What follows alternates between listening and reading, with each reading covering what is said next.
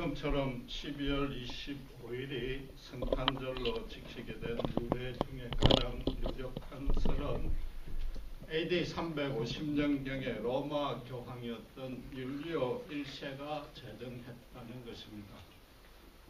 유력하다는 의미는 로마 역사, 로마 영감에 그 사실이 기록되어 있기 때문입니다. 당시 이방인들은 그날을 태양절로 섬겼는데 1년 중에 가장 밤이 긴 날이 동지 12월 22일입니다. 그럼 동지가 지나고 나면은 낮이 서서히 길어지기 시작하니까 어둠을 끝을 내고 태양빛이 들어온다는 의미였던 것입니다. 그런데 율리오 1세는 어둠에 승리하는 참빛은 태양이 아니고 태양을 만드신 하나님이시자 인간을 죄에서 구원하신 예수님이다는 거죠. 그래서 그 태양절을 없애려고 참빛인 예수님이 그날에 세상에 오셨다는 의미를 부여한 것입니다. 누가복음 2장 8절에 보면은 아기 예수님이 탄생할 때 목자들이 밤에 밖에서 양떼를 치고 있었다고 기록하고 있습니다. 팔레스타인의 기후로 따지면은 한겨울에 너무 추워서 밖에 양떼를 키울 수가 없습니다.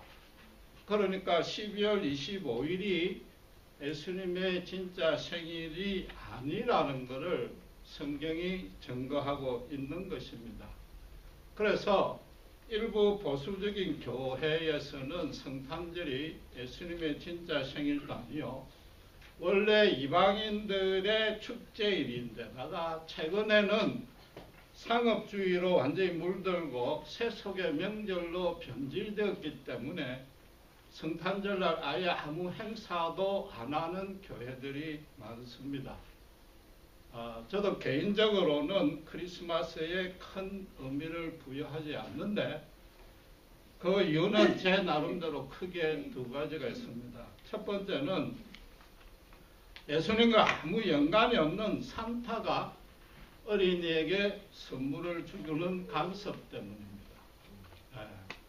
물론 한 해 동안에 부모 말 잘 듣고 효도하고 착한 일 했다고 그걸 고무하고 격려하는 의미에서 선물을 주니까 그 자체는 아주 선합니다. 하나님도 어떤 의인에게 복을 분명히 주십니다. 그러나 하나님이 주시는 복의 의미는 정확히 알아야 되는 겁니다. 그 내용이 뭔지 알아야 되고 상을 줘도 하나님이 주셔야지 인간 산타가 상을 주는 것은 기독교로서는 받아들일 수는 없는 일입니다.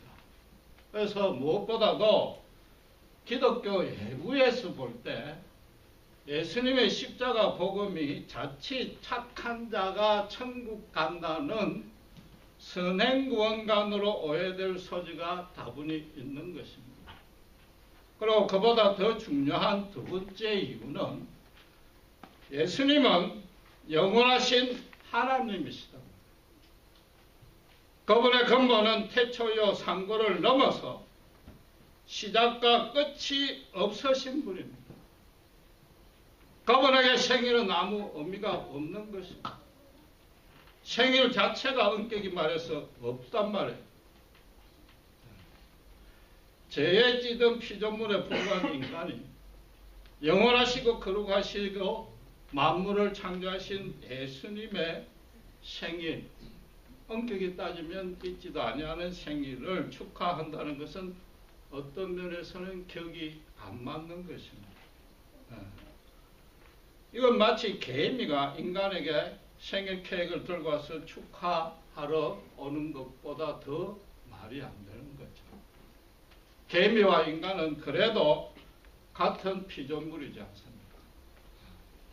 하나님과 인간 사이에는 그 간극은 인간 쪽에서 어떤 노력으로든 어떤 선행으로든 그걸 도무지 메울 수가 없습니다.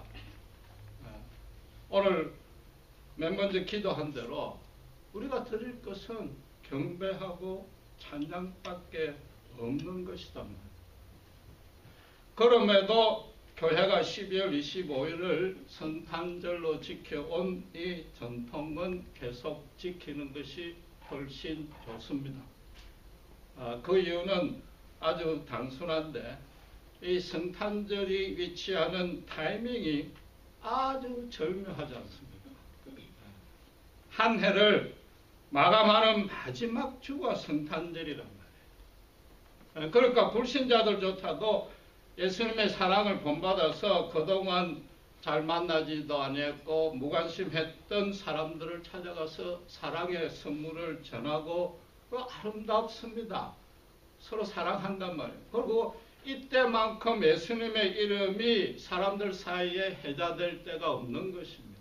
거기다가 마지막 또 한 살을 더 먹는 시기단 말이에요. 그만큼 모든 인간이 죽음으로 다가가는 때입니다.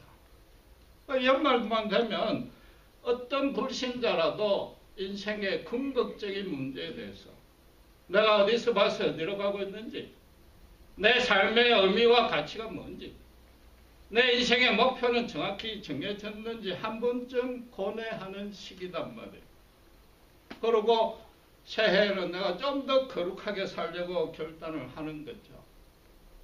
신년 초에는 두 군데가 멤버십이 늘지요. 교회하고 헬스클럽. 괜찮아요? 교회는 성탄절의 전통을 반드시 유지해야 됩니다. 기념해야 됩니다. 단, 교회 안에서 산타가 선물을 주는 행사는 중지하고, 예수님이 생일이라는 의미를 강조하기보다도 오늘 대표 기도한 대로 예수님 오신 의미, 이 땅에 인간으로 꼭 오셔야 했던 그 목적, 그걸 되새기는 주일로 삼아야 되는 겁니다. 오늘 보신 본문이 구약의 율법이지만은 그런 성육신의 의미를 가장 잘 드러내는 구절 중에 하나이기 때문에 한번 살펴보고자 합니다. 고의가 아니고 실수로 살인한 자를 구제하는 방안인 도피성에 대한 규정인데, 고의인지 아닌지 판단하는 기준은 그 이후에 오늘은 짧게 읽었습니다만 16절 19절에 쭉 보면은 철이나 돌이나 나무 같은 살인도구를 그때 쥐고 있느냐, 또 평소에 그 사람하고 원한 관계가 있는가, 그걸 보고 판단하라는 거죠. 반면에 우발적으로 실수를 한 경우는 신명기 19장 5절에 보면 한 가지 예가 나와 있는데, 산에 나무하러 벌목하러 갔다가 도끼가 자루에서 빠져나와가지고 우연히 옆에 사람이 맞아 죽는 경우는 가실치사단 말이에요. 이 살인이란 것은 하나님이 주셨고 하나님만이 주관하시는 생명을 인간이 박탈한 겁니다. 하나님을 거역한 걸 넘어서 엄격히 말하면 하나님 당신을 살해한 꼴인 거죠. 반드시 사형으로 엄중히 다스릴 죄인 것입니다. 그래서 율법에서는 피살자에게 가장 가까운 친척이 그 흘린 피를 다시 피로 갚을 수 있다고, 죽일 수 있다고 규정을 해놨습니다. 이게 복수를 정당화한다는 의미가 아니고, 만약에 자기 아버지를 누가 죽였단 말이에요. 그 아들이 된 입장에서 한번 생각해봐요. 그건 자기를 죽인 것과 마찬가지요. 그 살해를 당한 사람의 입장에서는 이거는 도무지 말이 안 되는 거죠. 그러니까 서로 이 생명만큼은 절대적으로 귀중하게 여기란 뜻입니다. 그래서 실수로 살인한 자는 도피성에 들어가서 공정한 재판을 받고, 그게 가실이라고 되면은 사형에서 면제됩니다. 단, 그 도피성에 피신하기 전까지는 친척이 와서 보수가 가능합니다. 그건 왜냐하면은 어떤 죄인이라도 자발적으로 구원을 받겠다는 의지를 표명해야 되는 겁니다. 하나님의 심판대 앞에 제발로 걸어 나와야 되는 거죠. 그런데 피신하기 전에 자칫 억울하게 죽을 경우를 대비해서 하나님이 이스라엘 곳곳에 6군데나 설치를 했단 말이에요. 그 멀리 떨어지지 아니했단 말이에요. 가까운 데 피난처가 있다는 거죠. 지금도 하나님의 심판이 두려운 사람은 무조건 지체하지 말고 언제 주님 다시 오실지 모르고 언제 자기를 앗아갈지 모르니까 가장 가까운 교회 문을 두드려야 되는 겁니다. 예수님께서는 바로 이런 도피성으로 이 땅에 오신 겁니다. 우리 모두는 이 중에 모태신앙인자 빼고 실감나게 이야기하면은 저 같은 자는 하나님을 완악하게 외면했고 무시했고 거역했습니다. 그분 반대편에 서서 세상 제약과 짝을 하고 그분과 원수가 되어 있었습니다. 저는 고의적으로 능동적으로 거역했습니다.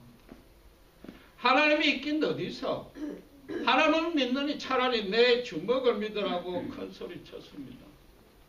여러분 이게 얼마나 무시무시한 말인지 그때는 제가 전혀 인식을 하지 못했습니다. 그 무슨 뜻입니까? 하나님은 내 주먹 감장도 안 된다는 거죠. 내 주먹으로 얼마든지 하나님을 쳐서 이길 수 있다는 거죠. 하나님이 있는 줄도 몰랐고 하나님이 없다고 믿었기 때문에 물론 그런 소리를 할 수 있었지만은 하나님이 없다고 믿는다는 뜻은 내한테서 하나님을 지워버렸단 말이에요. 하나님을 고의로 내가 살해했단 말이에요. 하나님이 나에게 피살자가 된 것입니다. 이건 뭐 영적으로 어리석고 무지한 걸 떠나서 아예 영적으로 시체였습니다. 그렇게 큰 소리 치는 게 저는 당연하다고 생각했고 오히려 잘하는 짓이라고 떳떳이 여겼습니다. 교회 다니는 사람들은 나약하고 비겁하고 위선자라고 내가 앞장서서 욕을 하고 다녔습니다. 예수 믿고 난 이후에 제가 그런 큰 소리 친 거는 이건 하나님을 살해한 죄다. 하나님을 내가 죽였다. 하나님이 나에게 죽임을 당했다는 걸 깨달은 겁니다. 그게 얼마나 무시무시한 거역인지 몰랐던 거죠. 어폐가 있지만은 하나님에게 가장 가까운 친척이 누굽니까? 독생자 예수님이다. 그분이 피의 보수를 할 자격이 있는 자란 말이에요. 그분이 이 땅에 오셨단 말이에요. 그러면 논리적으로 세상 윤리나 세상 종교나 상식으로 따져도 그분은 나를 죽여야 합당하단 말이에요. 그런데 그분이 내 대신 죽으셨단 말이에요. 당신께서 당신의 몸을 던져서 저의 도피성이 되어주신 것이다. 이거는 인간 세상의 어떤 사상이나 도덕이나 종교로 말도 안 되는 겁니다. 어느 누구도 가르치지 아니하는 내용이고 어떤 사람도 이 원리를 깨달은 사람이 없습니다. 인간 이성으로 이해도 안 됩니다. 오직 성령이 간섭하셔서 내 속을 완전히 뒤집어 엎어가지고 새로운 영을 창조해야만이 깨달을 수 있는 진리입니다. 그래서 이 십자가의 진리를 깨닫고 나면은 어떤 누구라도 그 진리 앞에 꼬꾸라질 수밖에 없습니다. 당신의 전부를 주신 그분 앞에 이제는 내 전부를 바치는 것, 이것 이상으로 인생에서 복받은 일은 없는 것입니다. 이만큼 큰 은혜는 없고 이것보다 더 기쁜 소식은 세상에 아예 없습니다. 실수로 살인해가 그게 무죄라고 입증이 되었어도 남의 생명을 빼앗았기 때문에 이건 엄청난 가실인데, 그래서 도피성 밖으로 나가면은 다시 피해 보수를 받게 되어 있습니다. 그 이후에 25절에서 28절에 보면은 반드시 도피성 안에만 거주하게 되어 있습니다. 신자가 구원 이후에도 예수님의 십자가 은혜 안에 계속 머물러 있어야 합니다. 새로 얻은 이 새 생명을 유지하고 성장시킬 힘은 오직 그분께로 받아야 되는 겁니다. 참 비단에 들어온 자가 다시 어둠과 타협하거나 조종하거나 융화하거나 수용할 수는 절대 없는 겁니다.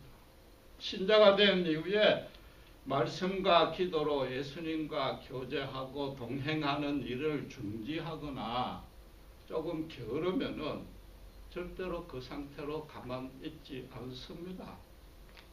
그냥 덜경건하고 어떤 중립백지 상태로 남아있는 게 아니고 곧바로 여러분이나 제가 탁행을 했듯이 제약에 쓰러진답니다.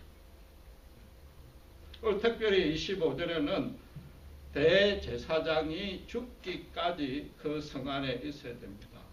그럼 대제사장이 죽고 나면은 성 밖으로 나가더라도 피해 보수를 안 받습니다. 완전한 자유를 얻는 거죠. 여기서 대제사장은 당연히 예수님의 상징입니다. 신자는 일생 동안 예수님과 연합하라는 겁니다. 거기다가 완전한 용서를 주신 하나님인데 그걸 인간이 다시 심판할 수 없다는 거죠. 구약의 동물 희생제사나 오늘 보신 본문의 도피성이나 예수님의 모형이요 그림자입니다. 그러니까 그때는 구원에 대해서 여러 가지 조건들이 수반되어 있습니다.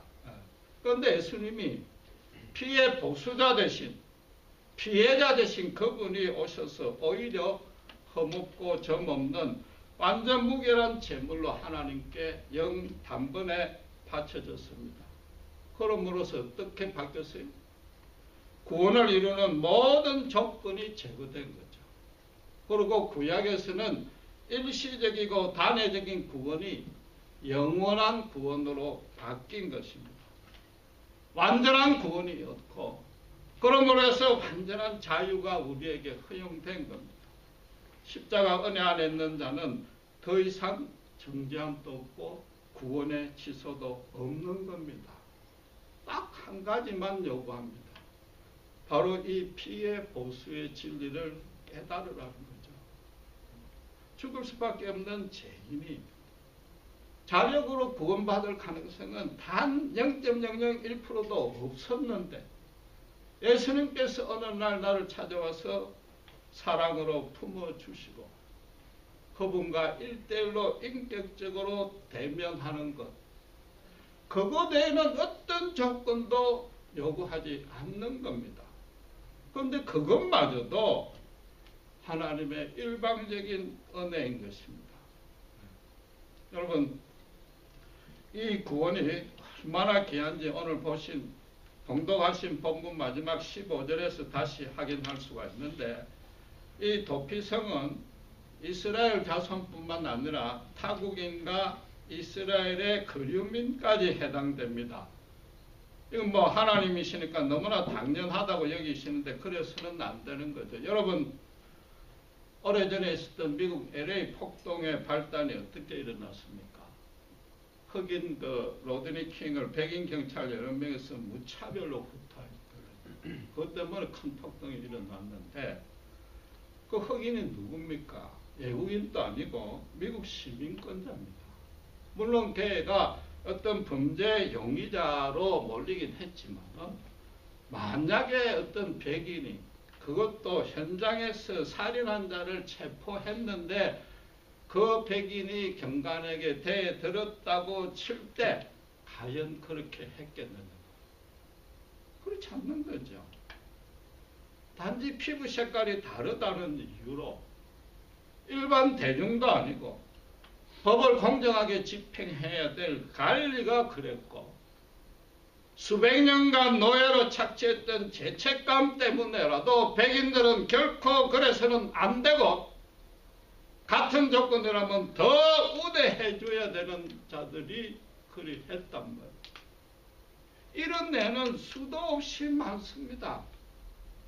여러분, 우리 모두가 인정하기 싫은 불편한 진실 중에 가장 최고요, 가장 첫째 되는 진실이 뭡니까?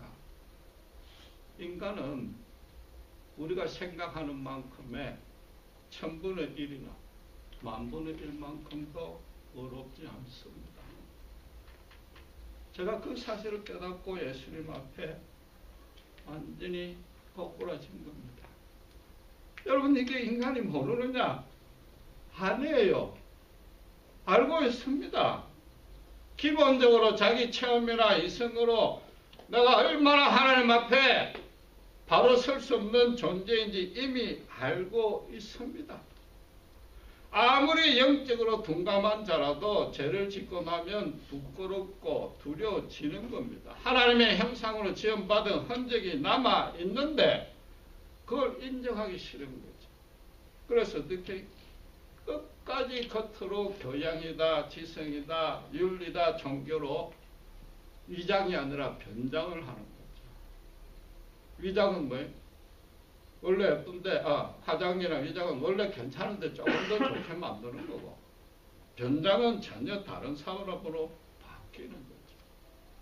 그러니까 하늘 우러러 부끄러움 한 점 없다고 그렇게 큰 소리 치는 거죠. 오늘 이 본문을 지금이 아니라 3,500년 전에 하나님 주신 겁니다. 거류자라는 것은 시민권자가 아니고 영주권자입니다. 거기다가 본문에서 따로 타국인이라고 언급을 했단 말이에요. 그건 왜 영주권자가 아니고 여행온 일시 방문자일 수도 있고, 요즘으로 치면은 불법 체류자도 똑같은 은혜로 똑같은 사랑으로 대우해 주라는 거죠. 하나님 그분에게는 인간을 평가하고 대우하고 통치하는데 그분이 갖고 계시는 어떤 단 하나의 잣대도 없다는 겁니다. 간단히 이렇게 생각해 보시면 됩니다. 한국에 불법 체류한 일본인이 고의도 그렇지만은 가실로, 예를 들어서 음주운전으로 한국 어린애 한 명 치어 죽였다. 제가 장담컨대 지금보다 더한 촛불로 전국이 떠들 겁니다. 사형시키러. 죄송하지만 그 중에는 신자도 있고 목사도 다수 포함될 겁니다. 지금 예수님이 이 땅에 오신 것은 바로 그런 아무것도 모르는, 그저 죽이라고 사탄에 미혹된 군중들을, 그들을 구원하고 오신 겁니다. 거기다가 뭐예요? 살인자인 그 일본인까지 용서하러 오셨단 말이에요. 로마 백부장의 하인도 고쳐주시고, 비천한 이방인의 아들도 구해주셨고, 현장에서 간음해서 사형에 해당되는 여인도 용서해 주셨고, 남편을 5이나 두고 지금도 젊은 남자와 살고 있는, 그래서 세상 모든 사람이, 죄송한 표현이지만 환양년이라고 섬짓하고 상대도 안 하는 그 여인에게 영원히 마르지 않을 생수를 주시려고 남들은 다 피해가는 그 사마리아 땅을 일부러 들어가셨단 말이에요. 유대인들은 가까이 오기만 하면 돌로 던져가지고 부정하다고 쫓아내는, 그래서 하나님의 저주를 받았다는 문둥병자도 예수님은 그 얼굴에 손을 대고 낫게 해주셨고, 한 번은 10명을 그냥 그 자리에서 낫게 해주셨다. 그것만이 아니죠. 마지막 날 밤에 완전히 강대 노름의 주인공으로 유대인의 왕으로 만들어가지고 홍포를 씌우고 온갖 조롱을 하고 뺨을 때리고 침을 뱉고 구타하는 로마 군병은 물론이요, 당신을 직접 십자가에 매단 그 사악한 세력인 대제사장 무리마저도 저들은 자기들이 하는 짓을 모르니 용서해 달라고 자기 목숨까지 바쳐가면서 이 인간에 대한 긍휼을 멈추지 아니하신 게 예수님이단 말이에요. 예수님이 도피성으로 오신 가장 중요한 이유는 이겁니다.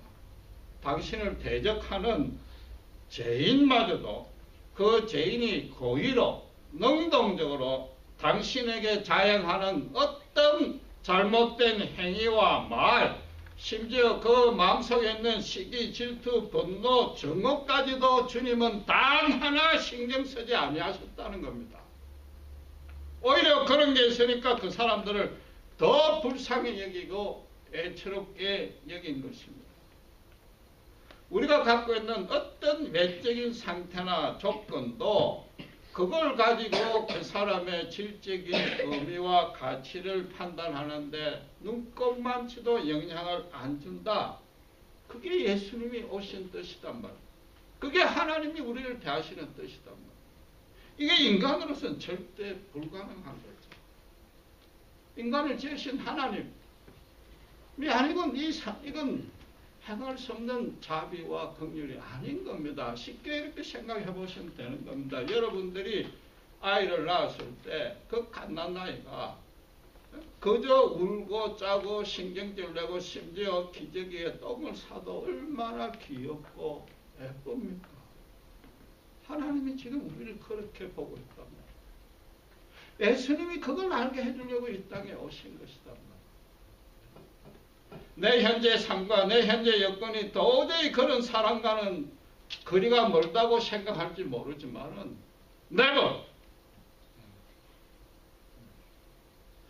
그렇지 않으면 예수님이 이 땅에 오실 리도 없는 것이고 십자가에 죽으실 리도 없는 겁니다. 아무리 여러분들이 지금 힘들고 어려울지라도 믿음으로 소망을 키우고 끝까지 인내하시면은 언젠가는 하나님이 이래서 그 과거에 그런 시련을 많이 주셨구나.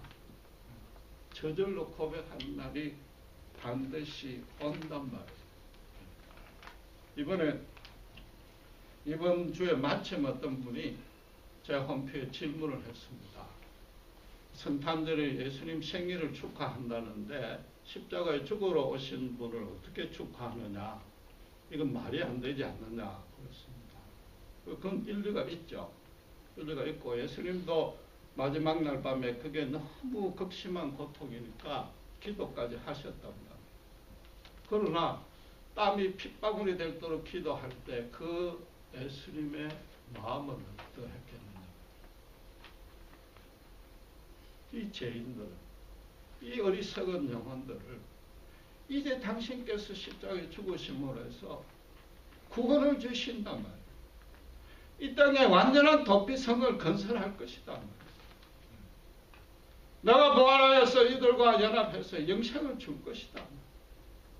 이로써 하나님이 영광을 받고 나도 영광을 받고 모든 십자가 안에 있는 자들이 영광 받을 것이다. 그 생각을 하면서 사실은 그 내면의 기쁨으로 충만한 거죠. 제가 그렇게 답을 드렸습니다. 성탄절에 우리를 기념하고 감사하는 의미는 뭐냐면 바로 그 예수님의 기쁨에 우리가 동참합니다. 지금도 그분이 그런 기쁨으로 마치 우리가 갓난아이 보듯이 우리를 붙들고 계시고 사랑하고 계신단 말이에요. 우리가 말하는 것, 행동하는 것 하나하나로 따지면은 이 자리에 남아있을 자 단 한 명도 없지만은 그분이 도피성으로 오셨기 때문에 보수자가 아니라 도피성으로 오셨기 때문에 지금 우리는 살아가고 있는 거다. 예수님께는 생일이 없습니다. 시작과 끝이 없습니다. 그래서 예수님 돌아가신 날 기일도 없습니다. 기일을 뭐라 그래요? 그냥 순환의 금요일이라고. 대신에 뭐가 있습니까? 부활절 만드는 거죠. 그분이 처음과 끝이 없기 때문에 우리 모든 인생에 유일하게 그분만이 처음과 끝이 될 수 있는 존재다. 우리 신자는 따라서 우리의 모든 것, 처음부터 끝까지 그분만 의지하고 그분만 바라볼 때에 정말 복된 인생을 살 수 있는 것입니다. 신자를 떠나서 모든 인간에게 오직 예수 그분만이 유일한 소망이요 피난처요 도피성이 되는 것입니다. 그게 성탄의 생일이 아닌 성탄, 성육신 한 의미인 것입니다. 기도하겠습니다. 하나님 아버지 하나님 감사합니다. 영원하신 하나님께 우리 인간 같은 생일은 없을지라도 이 땅에 인간의 모습으로 오신 그 깊은 의미만큼은 우리가 살아있는 동안에 제대로 기념하고 감사하고 찬양을 돌려야 될 줄 믿습니다.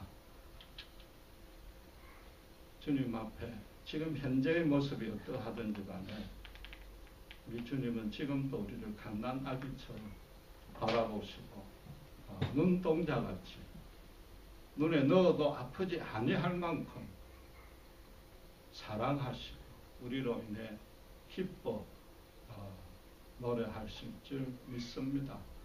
성탄절을 만든 우리가 바로 그 주님의 기쁨에 동참하는 저희들 되게 하시고 처음부터 끝이 없으신 그분에게 우리의 모든 것 처음부터 끝까지 의지하고 처음부터 끝까지 그분만 붙들고 소망함으로 해서 그분이 주시는 영광스러운 삶을 우리 모두가 살 수 있도록 축복해 주시옵소서. 감사합니다. 우리 주 예수 그리스도 이름으로 기도드렸습니다.